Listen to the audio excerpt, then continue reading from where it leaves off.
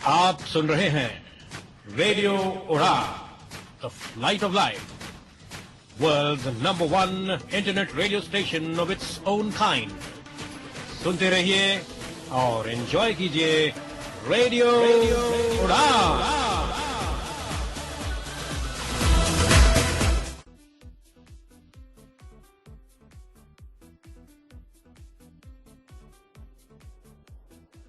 जी दोस्तों, नमस्कार, आदाब, सत श्री अकाल। मैं दानिश महाजन प्रोग्राम एक मुलाकात लेके फिर से एक बार हाजिर हूं आपके चहीते रेडियो स्टेशन रेडियो उड़ान पर। रेडियो उड़ान में प्रोग्राम एक मुलाकात में हम आपको तमाम खास पर्सनैलिटीज से मिलाते हैं जिन्होंने अपनी जिंदगी में स्ट्रगल करके एक मुकाम तक पहुंचते हैं और हमारे रोल मॉडल बनते हैं और कम्युनिटी और सोसाइटी दोनों को ही जागरूक करते हैं। कहते हैं कि हम सबकी जिंदगी हौसलों पर खड़ी है, लेकिन आज की जो पर्सनैलिटी हमारे साथ है वो सही मायनों में जिंदगी के साथ लड़ी है। तो आज की पर्सनैलिटी से हम आपको मिलाते हैं। आज हम आपको ये बता दें कि जो आज की पर्सनैलिटी है, इन्होंने बहुत स्ट्रगल किया है, बहुत दुखदाई कहानी है इनके जिंदगी की, लेकिन इन्होंने जिंदगी को चुनौती दी और जिंदगी को अपने बहादुरी के साथ जिंदगी को हरा दिया। बहुत कम शख्स ऐसे होते हैं कि वो जिंदगी को अपने सामने झुकने पर तैयार कर देते हैं, ऐसी पावर रखते हैं। आज की जो हमारी पर्सनैलिटी है वो धनबाद झारखंड से बिलोंग करती हैं और आप सभी ने इनको तमाम न्यूज़पेपर, टीवी चैनल पर देखा है। एक समय था, बहुत दुखदाई कहानी इनकी, लेकिन इन्होंने बहुत स्ट्रगल किया, बहादुरी का साहस दिखाया और आज हमारे साथ हैं। आप उनकी कहानी, उन्हीं की जुबानी हम सुनेंगे। So ladies and gentleman, please welcome Sonali Mukherjee ji. Sonali ji, आपका बहुत बहुत स्वागत है रेडियो उड़ान पर। थैंक यू, बहुत बहुत धन्यवाद। और सभी श्रोताओं को मेरा नमस्कार, सत श्री अकाल, वेरी गुड इवनिंग। मैं दोस्तों बता दूं आपको कि सोनाली जी के ऊपर एसिड फेंका गया था 3 कल्प्रेट्स द्वारा, परपिट्रेटर्स द्वारा, और जिंदगी से जूझना पड़ा था उन शैतानी असामाजिक तत्वों के कारण सोनाली जी को। जब ये रात को अपने घर पे सो रही थी, उस समय 3 गैंगस्टर, मैं कहूंगा, या कल्प्रेट्स, 3 ऐसे लोग जिनकी विचारधारा नीचतम स्तर की थी, जब मैं इससे भी अगर कोई शब्द यूज कर सकता होता तो काश मैं करता, जो संजय, ब्रह्मदेव और तपस नाम के 3 बदमाशों ने इन पर अटैक किया। और बहरहाल हमारे साथ सोनाली जी हैं, इन्होंने स्ट्रगल किया और लाइफ को अपने सामने झुकाया। सोनाली जी, सबसे पहले हम जानना चाहते हैं आपकी पर्सनल लाइफ के बारे में। आप नर्स को बताएं कहां से बिलोंग करती हैं और अपने बचपन के बारे में।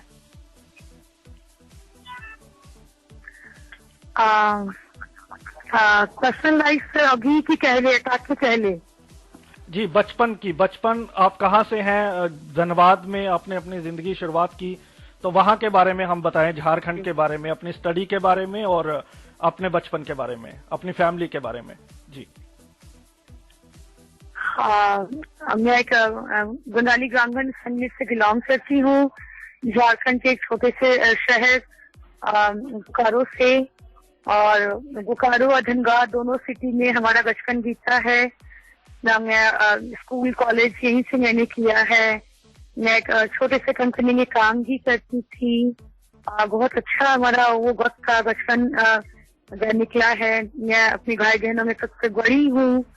फिर मेरा भाई है, फिर मेरी छोटी बहन है और हम लोग अभी की बोकारो में ही हैं। तो बहुत अच्छे दिन थे वो, बचपन की यादें अभी भी मुझसे थोड़ी थोड़ी याद आती हैं। मैं जैसे और लोग के होते हैं, बिल्कुल नॉर्मल जी ना, सब अच्छा था उसका। तो आपकी फैमिली में कौन कौन है सोनाली जी? अपनी फैमिली के बारे में हमें बताएं, शादी से पहले की। जी है, मेरी दादी है और मेरे भाई बहन है मेरी फैमिली में। अभी मेरी शादी हो गई है और मेरे पति भी आ गए हैं हमारे साथ। जी बिल्कुल, हम उस पर भी बात करेंगे। और सोनाली जी, हालांकि बहुत मुश्किल होता है फिर से उसी बातों को दोहराना और उन्हीं दुखदाई पलों को हम याद करें, लेकिन हम लिसनर्स को चाहेंगे, क्योंकि आपकी लाइफ बहुत इंस्पायरिंग है, बहुत लोगों को मोटिवेशन मिलेगी। हमने देखा है कि जब हम इंटरव्यू करते हैं और लोगों से मिलते हैं तो बहुत बार ऐसा होता है जो भी डिसेबल होता है रिसेंटली तो वो डिप्रेशन में चले जाते हैं, बहुत प्रॉब्लम, और कई लोग तो जिंदगी से लड़ना ही बंद कर देते हैं। तो उसके लिए हम चाहेंगे कि ये जो आपके साथ बर्बरता हुई, ये मिस हैपनिंग हुई, तो ये क्यों हुई और इसके बारे में आप थोड़ा सा हमें बताएंगी। देखिए, क्यों हुई इस सवाल का जवाब आज तक मैं भी नहीं ढूंढ पाई हूँ। तो ये मेरा नसीब चाहिए या समाज में एक रोग की तरह, बीमारी की तरह ये फैल रहा है ऐसे, उसी बीमारी का मैं शिकार हुई हूँ या कुछ गलत लोगों की मानसिकता का शिकार हुई हूँ, या बहादुरी दिखाने का मुझे इनाम मिला है। और मैं खुद इस सवाल में अभी तक उलझी हुई हूँ और उलझी ही नहीं हूँ। मैं ये जानती हूँ कि मेरा कोई दोष नहीं है या था जिसका मतलब मुझे ये मिला है, फल मिला है। तो एक कुछ मनचले लड़कों का विरोध करने का मुझे ये सिला मिला है। तो बस वही, और 2-3 लड़के थे जो पड़ोस के लगातार बदमाशियां कर रहे थे, जैसा आपको पता ही है आए दिन लोग करते हैं सड़क के, छेड़ना, लड़कियों को परेशान करना, ना तंग करना। तो बस मैंने उसी का विरोध किया था और उसी विरोध का नतीजा है जो उन लड़कों ने अटैक किया मुझ पर 12 साल पहले, जब हम छत के सोए हुए थे रात को लगभग 2:30 बजे। तो चोर गुजिलों की तरह आए मेरे घर पर और इस तरह से अटैक करके भाग गए। और दिन के उजालों में उनकी हिम्मत नहीं थी मुझे मेरी सामना करने की, तो रात के अंधेरे का सहारा लिया उसने और इस तरह से मेरे को अटैक किया, मेरी जिंदगी पूरी खराब करने की कोशिश की। जी, और इस अटैक में आपकी जी बदल ही गई है, बिल्कुल एकदम संघर्ष भरा, कांटों भरा हो गया है। एंड मैंने थकी नहीं, हारी नहीं हूँ। ये सच है कि इसको एक्सेप्ट करना बड़ा मुश्किल होता है, लोग डिप्रेशन में चले जाते हैं। लेकिन मैं लकी हूँ या मैं ऐसा कर पाई हूँ कि मैं आज तक डिप्रेशन में नहीं गई, अपने साथ कोई नुकसान करने की कोशिश नहीं की। मैं इसके अगेंस्ट मैं फाइट कर रही थी, आज भी कर रही हूँ और आगे भी करती रहूँ। जी, इससे आपकी बहन को भी नुकसान हुआ था, वो भी हर्ट हुई थी इस एसिड अटैक में। मैं कुछ न्यूज़पेपर पढ़ रहा था, तो उनके ऊपर भी इस बात का कोई प्रभाव पड़ा? हाँ जी, बिल्कुल। मेरी बहन पर भी थोड़ा सा माइनर इंजरी हुई थी उसकी राइट हैंड में। वो बहुत छोटी थी, जब कुछ सर्दियाँ आ गई थी थोड़े वक्त के लिए, एंड फिर वो थोड़ी मेच्योर हुई, बड़ी हुई, तो समझ गई सारा कुछ, रोज देख रही है, अखबारों में पढ़ रही है, सब कुछ रोज हो रहा है। तो उसके अंदर की वो चीज आ गई कि ये नॉर्मल हो गया, कॉमन हो गया है। और फिर वो उससे निकल गई एंड अब उसकी शादी हो गई है एक बहुत अच्छे लड़के के साथ वेस्ट बंगाल में। उसके 2 बच्चे हो गए हैं और उसकी फैमिली बहुत खुश है। जी, तो सोनाली जी, हम ये जानना चाहते हैं कि इस एसिड अटैक में आपकी किस किस मतलब क्या क्या इंजरी आपको आई, या डिसेबिलिटी, आप किस तरह की डिसेबिलिटी से जूझ रहे हैं? जी, अटैक के बाद तो उस वक्त मतलब बहुत सारी प्रॉब्लम्स मेरे साथ एकदम से आ गई। सुबह से ही मल्टीपल प्रॉब्लम्स, जैसे आई साइट चली गई, एक ईयर की मतलब हियरिंग चली गई, एंड बिल्कुल चेहरा एंड बॉडी से एकदम सुलझ गया था, वीक बर्न हो गया था 70%। तो जिसके बाद चलने फिरने में, बोलने में, खाने पीने में, सांस लेने में और बहुत सारी चीजों में मुझे दिक्कतें आई। और मेरी दिक्कतों का सामना बहुत टाइम तक, तकरीबन 1-1.5 सालों तक, और फिर कुछ मेजर ऑपरेशन होने के बाद मैं काफी रिकवर हुई, लेकिन आईसाइट अभी तक ठीक नहीं हो पाई है, तो इसका मुझे अभी तक दुख है। तो वो अभी रिकवर नहीं हो पाया है क्योंकि बॉडी बर्न होने की वजह से आंखों में काफी डीप बर्न हो गया है, जिसकी वजह से आईसाइट बिल्कुल 0 हो गई है। तो अभी उसके लिए ही हम लोग प्रयास कर रहे हैं। चेहरा तो धीरे धीरे ठीक हो रहा है, बॉडी की रिकवर हो रहा है। अभी तक 12 सालों में मेरे 34 ऑपरेशन हो चुके हैं और आने वाले दिनों में अभी भी 10 और होने वाले हैं। जी, सोनाली जी, ये जानना चाहेंगे कि जैसे आपके ये मिस हैपनिंग हुई, तो लोगों की सिंपैथिक भावनाएं आपके साथ थी, क्योंकि 2 तरीके की मानसिकताएं सामने आती हैं। जब हम रिसेंटली मिस हैपनिंग हमारे साथ होते हैं तो हम देखते हैं कि लोग बहुत आगे आते हैं, एक सिंपैथेटिक वेव चलती है, लेकिन जब हम सीरियस इश्यूज पर लड़ना चाहते हैं, लोगों की जरूरत होती है, तो उस टाइम पे लोग नजरअंदाज करते हैं एक पीरियड के बाद। तो आपके केस में कैसा रहा? देखिए, सच पूछिए तो आज की जैसी स्थिति 12 साल पहले नहीं थी। बिल्कुल किसी का सपोर्ट नहीं मिला, किसी की सिंपैथी नहीं मिली, किसी का हेल्प नहीं मिला। हमें उसका जैसे लग रहा था कि पूरी दुनिया में मेरा परिवार अकेले है। और मैंने ये सोच लिया था कि ठीक है, हमारे साथ गलत हुआ है, हमारे साथ नाइंसाफी हुई है, हमारे साथ एक बहुत ही बुरा घटना हुआ है, हम इसके अगेंस्ट में हमें ही फाइट करना पड़ेगा, हमें ही निकलना पड़ेगा। और उस वक्त मैंने डिसाइड किया कि कोई साथ रहे ना रहे, हम अकेले ही चलेंगे और समाज की सोच को, रवैये को बदलेंगे। और मुझे इस बात का विश्वास था कि वे लोगों के साथ अच्छे लोग इस दुनिया में, समाज में हैं, और उन अच्छे लोगों तक मुझे पहुंचना है, अच्छी मानसिकता तक पहुंचना है, उनसे मदद मांगनी है, सपोर्ट मांगना है।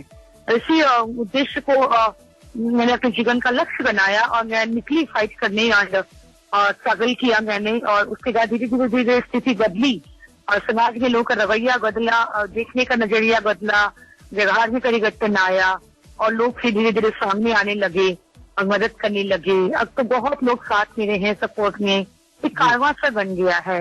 और भी मुझे बहुत खुशी होती है जब लोग इतना इंकरेज करते हैं, इतना सपोर्ट करते हैं। जी बिल्कुल, एक शेर है कि अकेली ही चली थी जानवे मंजिल, मगर लोग जुड़ते गए और कारवा बनता गया। तो आपकी दास्तां कुछ इस तरह की है। सोनाली जी, आपसे जानना चाहूंगा कि एक मैं न्यूज पढ़ रहा था, एक आर्टिकल, उसमें आपने कहा आप मर्सी डेथ की भी अपील की थी, आपने, आप फ्रस्ट्रेट हो गई थी। तो वो इसलिए था क्योंकि आपकी जो अटैक के कारण, या फिर आपके जो कल्प्रेट्स हैं, जो परपिट्रेटर्स थे, तो उनको भी बेल मिल गई थी और वो अपनी लाइफ जी रहे थे, तो फ्रस्ट्रेशन ज्यादा क्या थी, डिसेबिलिटी, या फिर एक जगह आपके पापा भी काफी हताश थे जब उनको पता लगा कि जो कल्प्रेट्स हैं उनको बेल मिल गई और उनको, आपको प्रॉपरली जस्टिस नहीं मिला, सिर्फ उनको 9 साल की सजा हुई लेकिन जल्दी बेल मिल गई और फिर उन्होंने अपनी लाइफ एंजॉय करनी शुरू कर दी। इसके बारे में थोड़ा सा बताएं हमें। 2-3 चीजें थी। मैंने जो फैसला उसका लिया था ना, मैंने कितने मुश्किल से वो फैसला लिया था और मेरे को क्या बीत रही थी ये नहीं समझ रही हूँ। और मैं शायद ही मैं आप लोग को एक्सप्लेन करके बता सकूं। मतलब इस तरह लग रहा था कि इतना हमने संघर्ष किया, इसका क्या नतीजा मिला। एक पल के लिए लगा कि नहीं, हमें लग रहा है कि सजा हमें मिली है और मेरी वजह से मेरी पूरी फैमिली इतनी डिस्टर्ब है, इतना कुछ उन्होंने किया है और इतनी परेशानियों का सामना कर रहे हैं। और कहीं ना कहीं मैं कुछ पल के लिए अपने आप को इन सबके लिए जिम्मेदार मान रही थी। लेकिन मैंने हिम्मत उस वक्त की नहीं हारी। मैंने ऑप्शन दिया सरकार को थ्रू द मीडिया कि देखिए, मैं जीना चाहती हूँ, मुझे इलाज की जरूरत है, मेरी बहुत सारे शरीर में अंग खराब हो गए हैं, इनको ऑपरेशन की जरूरत है, तो आप हमारे प्रतिनिधि हैं, आप हमारी मदद कीजिए, मैं कहाँ जाऊँ, किससे मिलूँ। एंड सेकेंड, मैंने ये बोला कि हमारा राइट है, आपसे हम मदद मांग सकते हैं, हमें मदद मिलना चाहिए, नहीं तो हम इतनी बड़ी दुनिया में कैसे जिएंगे और कैसे सर्वाइव करेंगे। इस तरह से घुट घुट के जीना, कल हर चीजों के लिए हम लोग इतना स्ट्रगल कर रहे थे। दूसरा था कि मुझे जस्टिस भी नहीं मिला, वो भी एक डिप्रेशन था दिमाग में। मुझे एक लगा था कि इंसाफ नहीं मिला। मैं इतना लड़ी, इतना कुछ फाइट किया हम लोगों ने। मेरे काका ने जमीन बेच कर केस लड़े, जेवर बेच के केस लड़े और हमें जस्टिस नहीं मिला। वो चीज दिमाग में थी, बहुत दुख लग रहा था, उसको तकलीफ हो रही थी मुझे। और थर्ड ये था कि हम लोग के अगर थ्रेट्स आ रहे थे तो कोई प्रोटेक्शन नहीं था गवर्नमेंट की तरफ से, सोसाइटी का हेल्प नहीं था। मैंने कि उनको, सरकार को बोला कि भाई आप हमारी मदद करो, हमें प्रोटेक्शन दो, उन कल्प्रिट्स को आप सजा दो जो सजा के हकदार हैं, एक लैंडमार्क डिसीजन दो ताकि इस तरह के केसेस दुनिया में ना हो, भारत देश के स्पेशली ना हो, दुनिया में और जगह हो रहे हैं। तो आप कुछ भी अगर नहीं कर सकते, सरकार से मैंने पूछा अगर आप किसी काम की नहीं है, मतलब मुझे लगता है कि फिर हमारा जीना और रहना ही बेकार है इस दुनिया में, कि हमारा अस्तित्व ही बेकार है, तो हमें फिर मर्सी किलिंग के लिए आप ऑर्डर करो, तो दुनिया को पता चले कि हम जीना चाहते थे, अब करना चाहते थे, लेकिन आपने हमें मौका नहीं दिया, आपने हमारी मदद नहीं। तो उस सिचुएशन में हमने उनको ऑप्शन दिया था, लेकिन उनका कोई रिप्लाई नहीं आया। सरकार भी उदासीन थी, बहुत रवैया उनका अलग तरीके से था उस वक्त। आप मुख्यमंत्री से मिले झारखंड में, अर्जुन मुंडा जी से, शिबू सोरेन जी से, मधु कोड़ा जी से, तो बाद में आपको जॉब दी गई, क्लरिकल जॉब। तो क्या आपको, हालांकि एक अच्छे ओहदे पर रखा जा सकता था, आपने सोशियोलॉजी में मास्टर किया है और आप डिसेबिलिटी फील्ड में भी काम कर सकती थी, तो किस तरह के रिप्लाई रहे ये हमारे प्रतिनिधियों से? आपको किस तरह की आपको आशा या निराशा रही, और ये जॉब भी कितने स्ट्रगल बाद आपको ऑफर की गई थी? जी बिल्कुल, नहीं, मैं सोशियोलॉजी के मैंने ऑनर्स किया है, मास्टर नहीं किया। तो पहली बात, और दूसरी कि हाँ, मैं बहुत कुछ करना चाहती थी अलग फील्ड में, तो जॉब तो मुझे मिला है, लेकिन बहुत मतलब नेगेटिव पॉजिटिव मिला जुला के, तो मुझसे पूछा नहीं गया कि मैं क्या करना चाहती हूँ, क्या कर सकती हूँ। तो बहुत कुछ और करने की इच्छा थी, लेकिन उन्होंने मुझे जॉब दिया है, तो मैं उसका धन्यवाद करती हूँ सरकार का, स्पेशली अर्जुन मुंडा जी, हेमंत सोरेन जी, और उन्होंने मुझे जॉब दिया है। तो एक मैं इंडिया की फर्स्ट विक्टिम हूँ जो जिनको सरकार ने बुला के जॉब दिया, जो भी दिया, जैसा भी दिया है। तो अभी सब लोग सपोर्ट करते हैं ऑफिस में और बहुत इंकरेज करते हैं, तो मैं कर रही हूँ। तो अभी के रास्ते हैं और सारे कोशिश कर रही हूँ कि आगे और भी इसके लिए कुछ करूँ। नहीं, मतलब मेरा ये सवाल था सोनाली जी कि ये जो मीडिया के आने के बाद इन लोगों ने आपको जॉब दी, जब पहले आपका क्या एक्सपीरियंस रहा जब आपका केस मीडिया तक नहीं आया, उससे पहले आप इन लोगों से मिले तो? अच्छा नहीं था, सच पूछिए तो मैं उस कारण अभी क्या बोलूं, आप हमारे श्रोता समझ जाएंगे। मीडिया का अटेंशन मिला, मीडिया का प्रेशर मिला, तो बहुत सारी चीजें खुद ब खुद होने लगी। लेकिन पहले तो जो जाते थे और घंटों बैठे रहते थे और बहुत सारी चीजों में बस खाना पूर्ति होती थी और टाल मटोल वाला रवैया, और हम चिट्ठी भेजेंगे, आप आवेदन दे दीजिए, हम रिप्लाई करेंगे, और महीनों सालों तक कोई रिप्लाई नहीं आता था, और बस हम दौड़ते ही रहते थे और फोन ही करते रहते थे, चिट्ठी भेजते रहते थे, रिमाइंडर, बस उसका कुछ नतीजा नहीं निकलता था। तो उस वक्त की बात मैं अब क्या बताऊं, लेकिन अभी उसके बाद मीडिया अटेंशन के बाद मुझे बहुत सारी चीजें मेरे साथ पॉजिटिव हुई है, बहुत सारी चीज। मीडिया को देती हूँ, मेरी फैमिली को। बिल्कुल, हम आएंगे आपके पॉजिटिव बातों पे भी। इससे पहले कि हम सोनाली जी के साथ एक मुलाकात का सिलसिला आगे बढ़ाए, एक बार सुन लेते हैं उनकी पसंद का एक सॉन्ग, और इस गाने के बाद will be back with some more interesting talks about her life. So be with us, keep listening radio Dawn. I will be back right back after this beautiful.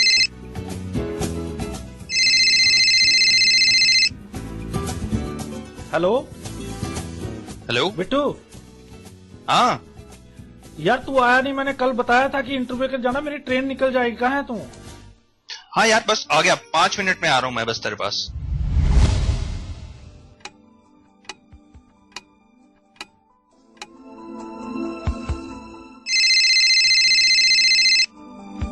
Hello. हाँ यार बिट्टू, 5 मिनट रह गए, मेरी ट्रेन निकल जाएगी, कहाँ है तू? बस यार बाहर ही हूँ, आ रहा हूँ, तो बस वेट कर, आ गया मैं।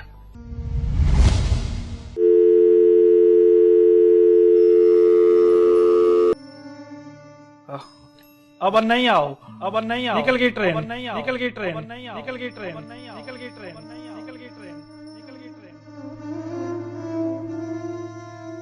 काश कि आपने सही समय पर केन का इस्तेमाल सीख लिया होता, तो आज हालात ऐसे न होते।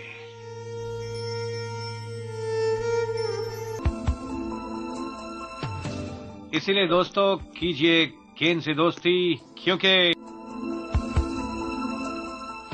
No cane no gain.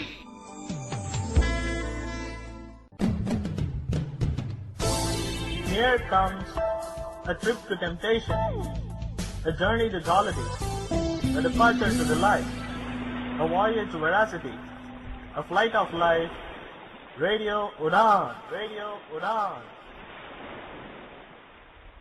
तो आपका एक एक्सपीरियंस बहुत अच्छा जो रहा अमिताभ बच्चन साहब से मिलने का, तो उसके बारे में आप कैसे अमिताभ बच्चन करोड़पति तक पहुंची, और आपका जो लारा दत्ता जी जो मिस यूनिवर्स है उनके साथ आपका मिलना हुआ, महेश भूपति जी के साथ मिलना हुआ, तो अमिताभ बच्चन जी के साथ आपका कैसा एक्सपीरियंस रहा, और क्या करोड़पति में जीतने के बाद, आने के बाद भी कभी उनसे दोबारा मुलाकात या बातचीत हुई कभी? जी मेरे लिए वो सपने जैसा था सच में, और मैंने कभी सोचा ही नहीं था मुझे इतना बड़ा प्लेटफॉर्म मिलेगा और इतनी बड़ी स्टेज मिलेगी और बिल्कुल डायरेक्ट हॉट सीट मिलेगा, है ना। मतलब एकदम यकीन नहीं हो रहा था मुझसे, एक विक्टिम की तरह नहीं, वहाँ पे मुझे एक सेलिब्रिटी की तरह ट्रीट किया गया, अच्छे से मतलब केयर वार्म वेलकम किया गया, इतना केयरिंग है वो लोग, बहुत सपोर्टिंग है, बहुत अच्छा लगा मुझे वहां जाकर। तो उनके साथ जो अमिताभ सर के साथ जो मेरी डायरेक्ट मीटिंग सेट हुई थी, उससे पहले मैं कभी मिली नहीं थी और मैंने कभी सोचा भी नहीं था कि उनसे मिलूंगी। और इस सब का सारा श्रेय मैं सिद्धार्थ सर को देना चाहूंगी। सिद्धार्थ वासु जो कि इसके ऑनर है, आप लोग जानते होंगे। सिद्धार्थ सर की वजह से ही, उनके सपोर्ट की वजह से ही मैं वहां तक पहुंच पाई हूँ। एंड कोरिया प्रोडक्शन हाउस का मैं दिल से शुक्रिया कहती हूँ, सबने बहुत अच्छा मतलब मुझे रिस्पॉन्स दिया है, मुझे मेरी मदद की। एंड फिर वहां से आने के बाद लाइफ बिल्कुल ही बदल गई, लोग मुझे जानने लगे उस नाम से कि वही लड़की है जो केजीसी के गई थी। तो मेरे नाम के साथ केजीसी के नाम जुड़ गया है और बिल्कुल लोगों का एटीट्यूड ही बदल गया वहां से आने के बाद, बिल्कुल ही एकदम चेंज हो गया। एंड केजीसी आने के बाद से कभी अमिताभ सर से मुलाकात नहीं हुई, कोई संकट नहीं हुआ, तो बहुत अच्छा रहा वहाँ का अनुभव। बाकी और किसी सेलिब्रिटी के साथ, लारा जी के साथ, महेश झा, और किसी सेलिब्रिटी के साथ आपका मिलना हुआ उसके बाद? जी, लारा से मिली एंड लारा बहुत ही स्वीट है, बहुत ही वेल बिहेवियर है और बहुत देर तक हम लोगों ने बैठ के बातें की, बिल्कुल लाइक ए फ्रेंड। लग ही नहीं रहा था कि वो मेरे स्टार है, मिस यूनिवर्स है, हम दोस्तों की तरह बैठ के बातें कर रहे थे, साथ में कॉफी शॉपिंग किए। एंड महेश जी नहीं आए थे, महेश जी की बहन आई थी, तो महेश भूपति की बहन से मैं मिली और उन सबका बहुत सपोर्ट था मेरे लिए, बहुत इंकरेज कर रही थी। और मैं और लारा बहुत देर तक वक्त बिताए और उन्होंने मुझे कहा कि मैं आपके सपोर्ट के लिए यहाँ आई हूँ, अपनी छोटी सी बेबी को छोड़ के मैं चाहती हूँ कि आपको ज्यादा से ज्यादा रकम आप जीते और हम सब आपका सपोर्ट करते हैं, आपका सम्मान करते हैं, आपके इस मूवमेंट में, आपकी इस लड़ाई में आपके साथ हैं। तो ये जो राशि आपने जीती 25 लाख रुपए, तो कितनी हेल्प की आपने अपनी फैमिली, जो कि आपके पापा ऑलमोस्ट आप लोगों के सारा पैसा आपकी ट्रीटमेंट पे लग गया था, तो कितना बड़ा क्रेडिट आप इस प्लेटफॉर्म को देती हैं, केबीसी को, अपनी लाइफ में फाइनेंशियल तौर पे स्ट्रांग होने के लिए? नहीं, केबीसी सच में मेरी लाइफ का एक माइलस्टोन है एंड द क्राइम पेट्रोल, ये दोनों शोज जो है मेरी लाइफ का माइलस्टोन है। इसके बाद एकदम मेरी लाइफ बदली, लोग मदद के लिए आगे आए, लॉयर्स आगे आए, डॉक्टर्स आगे आए, समाज के कुछ लोग आगे आए हेल्प के लिए, सरकार आगे आई, कुछ इंटरनेशनल मीडिया ने फिर आगे आकर मेरी स्टोरी को कवर किया फॉरेन के देशों में केबीसी के बाद, और इससे मेरे परिवार को बहुत राहत मिली, मेरे इलाज में और भी खर्चों में, बहुत सारी चीजों में मुझे बहुत मदद मिला। अच्छा, एक बहुत अच्छा एक्सपीरियंस आपका रहा डॉक्टर अनंत सिन्हा जी के साथ, जो कि दिल्ली में सफदरजंग हॉस्पिटल में प्लास्टिक सर्जरीज करते हैं, तो उनके साथ कैसा एक्सपीरियंस रहा आपका? मैं पढ़ रहा था कि आप बहुत अप्रिशिएट कर रहे थे, उन्होंने आपको जॉब भी ऑफर की थी और आपका इलाज भी फ्री करने के लिए वो आगे आए थे, तो कैसा एक्सपीरियंस रहा डॉक्टर अनंत सिन्हा जी के साथ आपका? डॉक्टर अनंत सिन्हा वो दिल्ली सफदरजंग के डॉक्टर नहीं है, वो झारखंड में रांची के डॉक्टर हैं। रांची में उनका क्लिनिक है, झारखंड की जो कैपिटल है, और क्लिनिक है, बहुत अच्छे डॉक्टर हैं। बिल्कुल ऐसे ही सभी डॉक्टर को होना चाहिए, और मैं तो चाहूंगी कि डॉक्टर अनंत सिन्हा की तरह और भी डॉक्टर्स और भी लड़कियों के दुष्टिन के इलाज के लिए आगे आए। तो डॉक्टर सिन्हा ने मुझे ऑफर किया था, लेकिन उसके पहले ही एक एनजीओ मुंबई की, वो मेरा ट्रीटमेंट स्पॉन्सर कर थी दिल्ली के एक बहुत बड़े हॉस्पिटल में, डॉक्टर वीएल कपूर हॉस्पिटल में। तो मैं वहां जस्ट ट्रीटमेंट ले रही थी, तो फिर डॉक्टर सिन्हा से मैं ट्रीटमेंट नहीं ले सकी, मैंने उनको धन्यवाद किया जिससे, एंड उन्होंने मुझे जॉब भी ऑफर किया था, लेकिन मुझे गवर्नमेंट जॉब मिल गया, क्योंकि डॉक्टर सिन्हा के पास में जॉब भी नहीं कर पाई। लेकिन सर बहुत ही अच्छे हैं, उन्होंने मेरी मदद करने की पूरी कोशिश की थी, लेकिन मुझे और भी अच्छे प्लेटफॉर्म और अपॉर्चुनिटी मिले, क्योंकि मैंने उनके ऑफर को एक्सेप्ट नहीं किया। जी।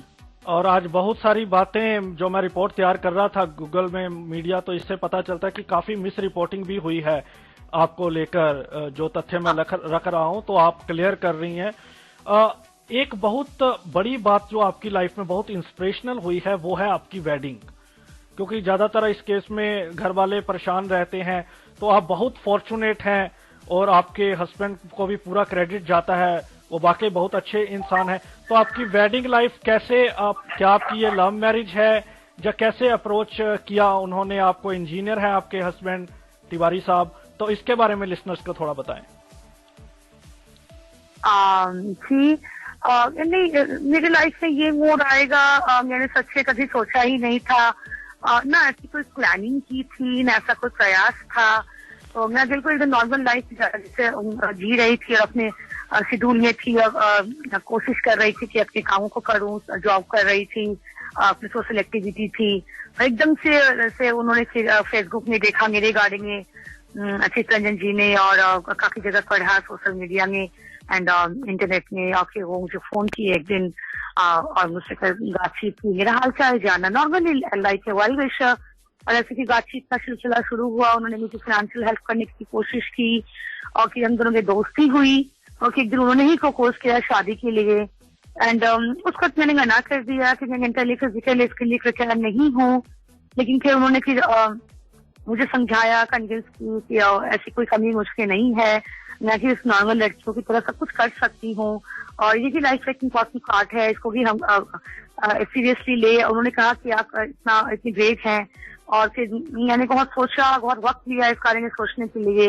और उन्होंने मेरे अंदर बहुत सारी पॉजिटिविटी देखी थी, बहुत एनर्जी देखा था, बहुत कॉन्फिडेंट देखा था, जिस तरह से मैं फाइट कर रही थी और बहुत रेडनेस देखा था। इन सब चीजों से इंस्पायर हुए और उन्होंने मुझे शादी के लिए प्रपोज किया। और फिर वो मेरे घर आई और बाकायदा मेरे माँ पिताजी मेरे भाई लोगों से बातचीत की और मेरा हाथ मांगा। एंड फिर हमारी फाइनली हमारी शादी हुई अप्रैल में। हम लोगों ने कोर्ट मैरिज किया। तो ये लव कम अरेंज मैरिज दोनों है। फिर हमारी शादी हुई, रिसेप्शन हुआ, सब कुछ नॉर्मल तरीके से हुआ हमारी फैमिली के सपोर्ट से, उनकी इच्छा से। तो सोनाली जी, क्या अभी आप किसी एनजीओ के साथ एसोसिएटेड है आपकी गवर्नमेंट जॉब के अलावा, या किस तरह के काम अभी आप चाहती हैं लाइफ में करना? देखिए, यहाँ पे झारखंड में 2 छोटे छोटे एनजीओ हैं, उनके साथ में जुड़ी हुई हूँ। एक ऑर्गेनाइजेशन की मैं लाइफ टाइम मेंबर हूँ एंड दूसरे ऑर्गेनाइजेशन की मैं ब्रांड एम्बेसडर हूँ, जो सुसाइड अटैक लोगों के ऊपर काम करती है, काउंसलिंग करती है। संजीवनी नाम है, गॉड इज वन। ये 2 ऑर्गेनाइजेशन है झारखंड की, इनके साथ में थोड़ा बहुत काम करती हूँ अपना जो वक्त निकाल के। और इससे कि आगे निकल कर मैं बहुत कुछ करना चाहती हूँ। थोड़ा सा मैं अपने मैरिड लाइफ को टाइम दे रही हूँ। उसके बाद आगे अभी कुछ ऑपरेशन मेरे पोस्टपोन है, उसको क्लियर करना है। फिर मैं फिजिकली मेंटली पूरा प्रिपेयर होके और भी कुछ एक्स्ट्रा करूंगी सोसाइटी के उन लोगों के लिए जिन्होंने मेरे लिए इतना कुछ किया है। और प्लानिंग अभी ठीक तरह से किया नहीं है, लेकिन फ्यूचर मेरे और मेरे पति का दोनों का प्लान है। एंड वो बहुत ही सोशल मेंटालिटी के हैं, सोसाइटी के लिए बहुत सोचते हैं, कुछ अलग हटके करना चाहते हैं, इसलिए उन्होंने मुझसे शादी की है। हम दोनों मिलकर, मेरी फैमिली का भी पूरा सपोर्ट है इसमें और आगे हम लोग इस पर कुछ करेंगे, इसकी जानकारी मैं आप लोग को दूंगी। जी बिल्कुल, हम इन फ्यूचर कोशिश करेंगे आपके हस्बैंड से भी बात करें, लिसनर्स को रूबरू करवाएं। तो सोनाली जी, अब ये बताएं कि आपकी एक फाइट रही है आपकी और आपके पापा जी की भी, अगर मैं सही हूं न्यूज़पेपर्स की रिपोर्टिंग के माध्यम से। तो आप चाहते हैं कि गवर्नमेंट जिन लोगों पर एसिड अटैक होते हैं उनके ऊपर सख्त लॉ लाया जाए। तो क्या इसके ऊपर अभी भी कोई काम चल रहा है, या गवर्नमेंट से किसी तरह की कभी कोई बात हुई या कोई एश्योरेंस मिला आपको? क्या चाहती हैं एग्जैक्टली, किस तरह का लॉ होना चाहिए? देखिए, एश्योरेंस क्या मिलेगा, सब कागजों में होता है। सुप्रीम कोर्ट का ऑर्डर आया है एसिड को रेगुलेट करने के लिए लास्ट ईयर, लेकिन अभी भी एसिड बहुत जगह जगह मतलब आपको इजीली अवेलेबल है। बैन लगाने की डिमांड हम लोग की शुरू से है, इसके ऊपर कोर्ट में केस भी चल रहा है, लेकिन बैन पता नहीं सरकार क्यों नहीं कर रही है, क्या रीजन है? या उनको फायदा है, लड़कियों की जिंदगी बर्बाद हो रही है, एक हथियार की तरह लोग एसिड को यूज कर रहे हैं। तो इन सब चीजों को गंभीरता से सरकार नहीं ले रही है। कोर्ट के ऑर्डर्स तो आ रहे हैं, हम लोग कोर्ट के जा रहे हैं, बार-बार अपील कर रहे हैं। तो बहुत सारी चीजें हैं, मुझे लगता है कागजों में सिमटी हुई है, बहुत सारी चीजें हैं जो ग्राउंड लेवल की आई नहीं है, बहुत सारी चीजों में अवेयरनेस की बहुत जरूरत है। सरकार अभी की बहुत ज्यादा हमको लगता है सीरियस नहीं है, लेकिन अब धीरे धीरे काम हो रहा है, थोड़ा वक्त लगेगा, लेकिन हम लोगों ने भी सोच लिया है कि एक दिन एकदम इसको पूरा मुक्त करके रहेंगे देश को। इसके लिए चाहे जो भी करना करे हम लोग करेंगे, ये सबका सपोर्ट है जी। तो सोनाली जी, ये तो बात रही सरकार की। अगर जैसे आपने कहा कि मीडिया के आने के बाद आपको काफी सपोर्ट मिली, लेकिन उससे पहले काफी मुश्किलात आपने फेस की, तो सोसाइटी में डिसेबिलिटी को लेकर क्या देखती हैं? कितने % आप मानती हैं कि लोग अभी अवेयर हैं? क्योंकि बहुत जगह रोज हमारे पास केसेस आते हैं, हर तरह की दिक्कतें आती हैं। तो क्या आप सुजेस्ट कर सकती हैं अपनी ओर से कि किस तरह से हम लोगों को अवेयर करें? या आप मानती हैं इस डेकेड में कुछ इम्प्रूवमेंट हुई है? देखिए, लोगों के ह्यूमन बिहेवियर का मैं बहुत ज्यादा नहीं, कब लोग बदल जाए, कब चेंज हो जाए, या तो हवा के रुख की तरह लोग बदलते हैं। तो हाँ, थोड़ी बहुत पॉजिटिविटी हमने देखी है लोगों के बिहेवियर में। ये बहुत सारे लोग फोन करते हैं मुझे, विदेशों से भी मेल करते हैं, हालचाल लेते हैं, मतलब कहते हैं कि नहीं, आपके दुख में आपके साथ हैं, आपके संघर्ष में आपके साथ हैं, तो एक संवेदना व्यक्त करते हैं। कुछ लोग मेंटली, कुछ लोग फिजिकली साथ देने का बात करते हैं, फाइनेंशियली थोड़ा बहुत करते ही है। तो लोगों के बदलाव आ रहा है धीरे धीरे, लेकिन मैं ये नहीं कहूँगी कि सब लोग बदल गए हैं। तो अभी गांव में भी देखिए मेंटालिटी वैसी की वैसी है, छोटे शहरों कस्बों में लोग ऐसे ही हैं। लोग किसी की कुछ दुख से, तकलीफ से, प्रॉब्लम से लेना देना नहीं है। वो समझते हैं कि बिना वजह दूसरे के आग में हाथ नहीं डालेंगे। ये नहीं सोचते कि वो आग कल उनके घर में ही वो लपेटे आ सकती है, वो आग आ सकता है। आज हमारे साथ हुआ है, आज आप हमें सपोर्ट नहीं करोगे, प्रेजेंट नहीं करोगे, तो कल आपके घर में भी ये हो सकता है। तो इस तरह से ये सोचते नहीं है। जो लोग सोचते हैं वो लोग सपोर्ट करते हैं, तो मिली जुले लोग हैं। अवेयरनेस की बात है, इसके लिए सबसे सरकार को करना होगा। आयोग, महिला आयोग है, और अखबारों, मतलब टेलीविजन भी बहुत बड़ा मीडियम है अवेयरनेस का। मैं मुंबई गई, बहुत सारे लोगों से मिली, मैंने टेलीविजन इंडस्ट्री, फिल्म इंडस्ट्री को भी मैंने अपील किया कि भाई लोग आजकल फिल्म देखते हैं, सीरियल्स देखते हैं, न्यूज देखते हैं, तो आप लोग भी कोशिश कीजिए कि कुछ महीने में, 2 महीने में, 6 महीने में कुछ ऐसा प्रोग्राम बनाएं, कुछ ऐसा दिखाएं कि लोग समझे कि हम क्या कर रहे हैं, गलत कर रहे हैं, ऐसा नहीं करना चाहिए।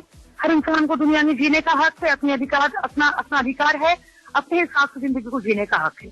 इन सब चीजों में आप लोग भी अवेयर कर सकते हैं। इन्हें अपील की है, मैंने बोला था फिल्में भी बनाई है, ऐसे इशू पे इतने ऐसे अटैक हो रहे हैं, अनावक शनाक की फिल्में बनती है, गंदी फिल्में बनते हैं, असली फिल्में बनती है, फालतू की फिल्में बनते हैं, लेकिन अच्छी फिल्में आप बनाइए जिसमें लोग अवेयर भी हो, हम लोगों को मिले कि हाँ आप लोग हमारे साथ, ऐसा लगे। तो मैंने ऐसे कुछ लोगों को अपील किया है। अब उसका कितना असर होगा ये तो आने वाले दिनों में ही पता चलेगा। सोनाली जी, इस रेडियो पे हम डिसेबिलिटी कम्युनिटी को ही समर्पित है ये, और लोगों को अवेयर करते हैं, और जो भी हमारी फेमस पर्सनैलिटीज है अपनी फील्ड की, उनको डिस्कशन और उसमें बुलाते हैं, और सरकार और मीडिया को एक मैसेज देने का प्रयास रहता है कि हमारे पास भी उतने ही पढ़े लिखे प्रोफेसर्स हैं, लॉयर्स हैं, इक्वली हर सब्जेक्ट पर बात कर सकते हैं, लेकिन सिर्फ हमें दरकार रहती है एक अपॉर्चुनिटी की। तो हमने ये बीड़ा उठाया है, होपफुली आप लोगों का सहयोग रहेगा तो हम लोगों को अवेयर करते रहेंगे। तो सोनाली जी, क्या महिला आयोग ने किसी तरह का कोई सपोर्ट किया, या फिर मिनिस्ट्री ऑफ सोशल जस्टिस आगे आई आपकी हेल्प के लिए, क्योंकि वो काम करती है डिसेबल्स के लिए? देखिए, आयोग में मैं गई थी, राज्य महिला आयोग, राष्ट्रीय महिला आयोग, एप्लीकेशन लिख के दिया, और उस एप्लीकेशन का आज तक कोई जवाब मुझे नहीं मिला। ये रियलिटी मेरे साथ। कभी सुधि लेने की कोशिश की नहीं की, क्या हुआ नहीं हुआ, ना कभी चिट्ठी रिमाइंडर उन्होंने भेजा ये इस केस पे क्या चल रहा है। तो आयोग का रवैया, मतलब मैंने देखा थोड़ा उदासीन है, उतनी एक्टिव मुझे नहीं लगी। जहाँ तक बात है कि सोशल जस्टिस का आप कह रहे हैं, तो सोशल जस्टिस में भी मैंने एप्लीकेशन डाला था, तो बहुत ज्यादा पॉजिटिव मुझे उनसे कोई रिजल्ट नहीं मिला, और बहुत ज्यादा सपोर्ट भी नहीं मिला। मैं अपनी बात करती हूँ। बिल्कुल सही कह रही हैं, क्योंकि बहुत सारे केसेस मेरे पास आए हैं ऑलरेडी, और वो कहते हैं कि हम एप्लीकेशन देते हैं जैसे महिला आयोग से, तो हालांकि कुछ लोगों के ये भी कमेंट रहते हैं कि जिसके पास पावर होती है उनको सुना जाता है, या फिर जिसका केस बहुत स्ट्रांग आ जाता है मीडिया में उनको सुनते हैं, अदरवाइज किसी को नहीं ज्यादा ध्यान नहीं दिया जाता। बड़ा उदासीन सा रवैया रहता है। तो सोनाली जी, अब हम आपकी, क्योंकि आप एम्बेसडर बन चुकी हैं आज के दिनों में, बहुत स्ट्रगल किया, तो आपकी पर्सनल लाइफ में कुछ सवाल हैं एक लाइन के जो लिसनर्स चाहेंगे। सोनाली जी की सबसे फेवरेट डिश कौन सी है? मुझे पंजाबी डिश बहुत पसंद है, साउथ इंडियन बहुत सारे हैं, किसी पार्टिकुलर एक को बताना बड़ा मुश्किल है। लेकिन मैं जैसे फांगल वड़ा वगैरह बहुत पसंद करती हूँ, एंड मुझे समोसे बहुत पसंद है, एंड बहुत सारी चीजें। थोड़ा बहुत स्वीट्स में भी मैं जाऊंगी तो वो सब पसंद है, बहुत सारी चीजें हैं। तो सबसे खाने पीने में फेवरेट एक्टर, सबसे फेवरेट एक्टर कौन से हैं? शाहरुख खान। सोनाली जी के रोल मॉडल कौन है? Role model Sunita Williams, Kalpana Chawla. कोई स्पेसिफिक ऑथर आपको पसंद हो? ऑथर तो विवेकानंद। विवेकानंद जी। अगर आपको लाइफ में एक जगह जो आपको सबसे अच्छी लगती है, जहां आप बार बार जाना चाहती हैं, किसके साथ जाना चाहती हैं और कहां जाना चाहती हैं? इंडिया में तो काफी जगह मैं घूम चुकी हूँ। मुझे फॉरेन में स्विट्जरलैंड। किसके साथ जाना पसंद करेंगी? ऑफ कोर्स मेरे हस्बैंड के साथ। हस्बैंड के साथ। इससे पहले कि हम सोनाली जी के साथ एक मुलाकात का सिलसिला आगे बढ़ाए, एक बार सुन लेते हैं उनकी पसंद का एक सॉन्ग।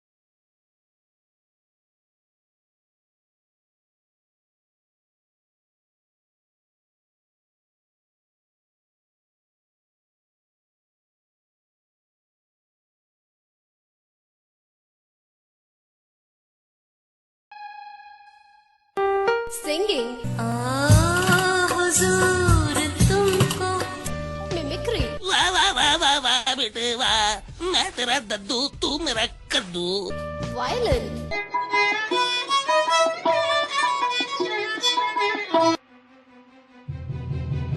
क्या आपके अंदर भी छुपा है ऐसा ही कोई टैलेंट या इससे भी कुछ अलग? अरे तो देर किस बात की, रेडियो उड़ान पर मौका है ना अपना टैलेंट सबको दिखाने का। प्रोग्राम छुपे रुस्तम में, अरे कब तक छुपा कर रखेंगे इसे अपने अंदर? तो आज ही रजिस्टर कीजिए हमारी वेबसाइट पर, लॉग ऑन कीजिए radioudan.com/participate। प्रोग्राम छुपे रुस्तम हर शुक्रवार रात 8 से 9 सिर्फ रेडियो उड़ान पर।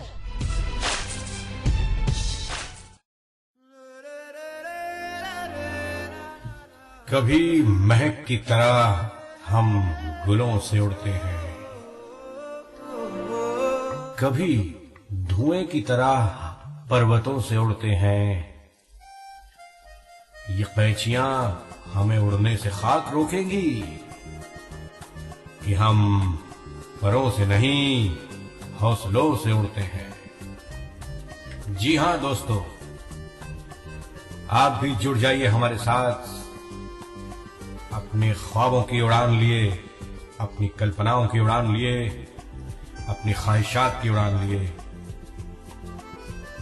लॉग ऑन कीजिए www.radioudan.com और चलिए हमारे साथ एक कभी न खत्म होने वाले सफर पर, जिसका नाम है रेडियो उड़ान।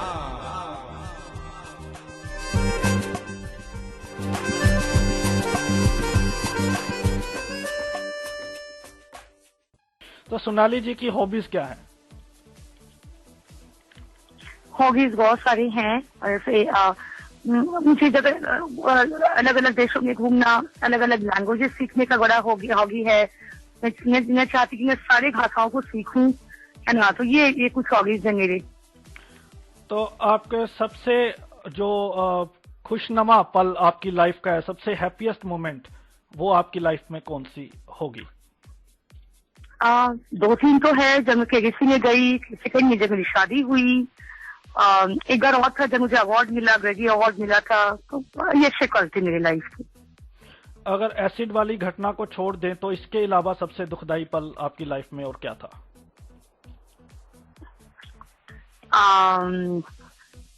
जब मेरे दादाजी का डेथ हुआ।